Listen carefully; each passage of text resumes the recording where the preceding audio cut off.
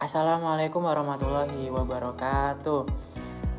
Pada kesempatan kali ini, saya akan memaparkan analisis komprehensif terhadap PT Bank Syariah Indonesia dengan kode saham BRIS. Nah, pada analisis ini mencakup perbandingan peer group, terus analisis keuangan selama 4 tahun terakhir, terus rasio-rasio industri, serta valuasi saham berdasarkan sumber yang terpercaya, yaitu dari investing.com dan dari sumber-sumber yang lain.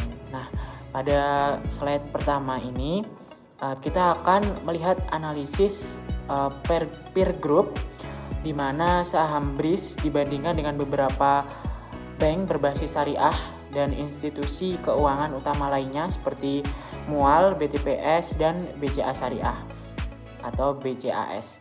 Nah, dari sisi total aset, BRIS memimpin jauh ya. Pada data ini BRIS memimpin jauh dibandingkan peer dengan 408,6 triliun, sementara MUAL hanya 45 triliun dan BTPS 17,5 triliun. Dan BCA Syariah, BCAS 9,98 triliun. Nah, revenue dari dan laba bersih BRIS juga jauh di atas rata-rata peer. Dari sisi rasio probabilitas, BRIS juga unggul di ROE dan NPM, sementara efisiensi aset juga lebih baik dengan demikian.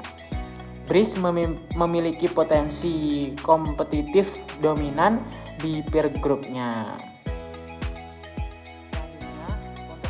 Keuangan berdasarkan laporan tahunan 4 tahun terakhir, kita dapat melihat tren positif growth pada aset, pendapatan, dan laba bersih.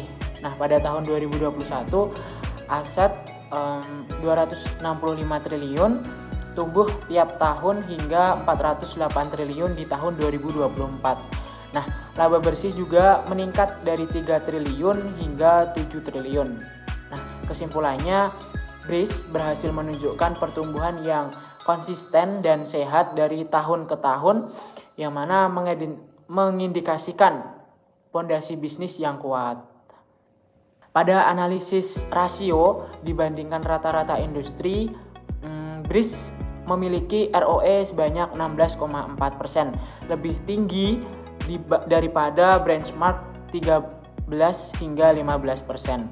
Nah, net profit margin BRIS sebesar 33,2% juga jauh di atas rata-rata industri pada 23 hingga 28%. Nah, valuasi harga saham BRIS berdasarkan price to earnings ratio yaitu 16,1, hampir dengan rata-rata industri, begitupun dengan price to book value yakni 2,47.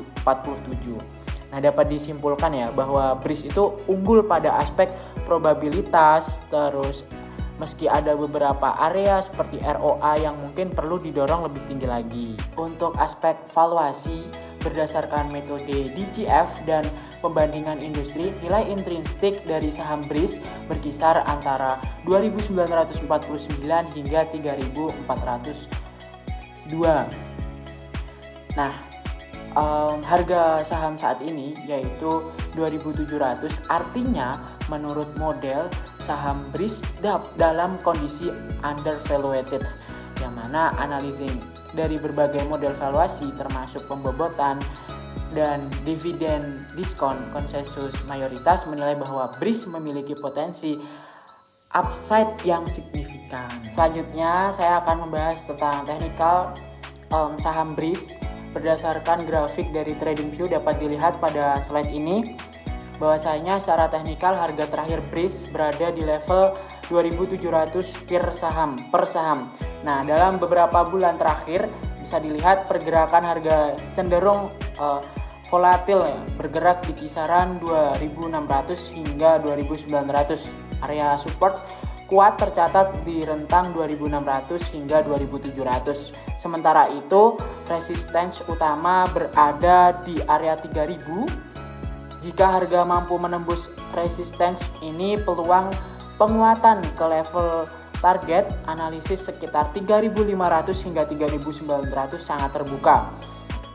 Pengamatan pada indikator stochastic dan polar charts menunjukkan potensi bullish jika terjadi breakout di atas resistance, walaupun sinyal harian saat ini cenderung netral dengan kecenderungan koreksi minor, namun sentimen jangka panjang masih positif.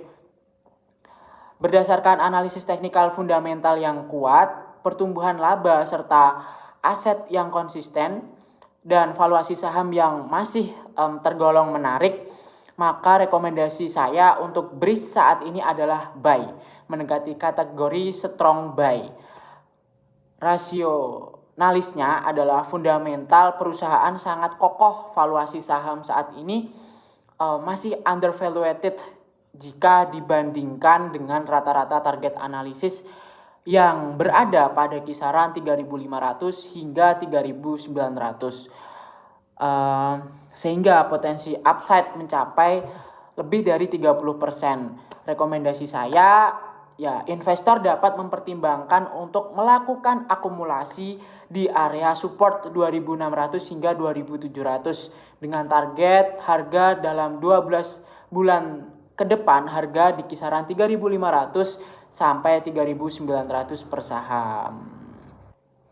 Demikian analisis yang dapat saya sampaikan. Semua data dan tabel disusun dari sumber yang terpercaya, yaitu dari ft.com dan investing.com serta file keuangan tahunan. Terima kasih atas perhatiannya. Saya siap berdiskusi untuk teman-teman semua jika ada pertanyaan selanjutnya. Sekian dari saya, banyak kurang lebihnya saya mohon maaf yang sebesar-besarnya. Wassalamualaikum warahmatullahi wabarakatuh. Bye-bye.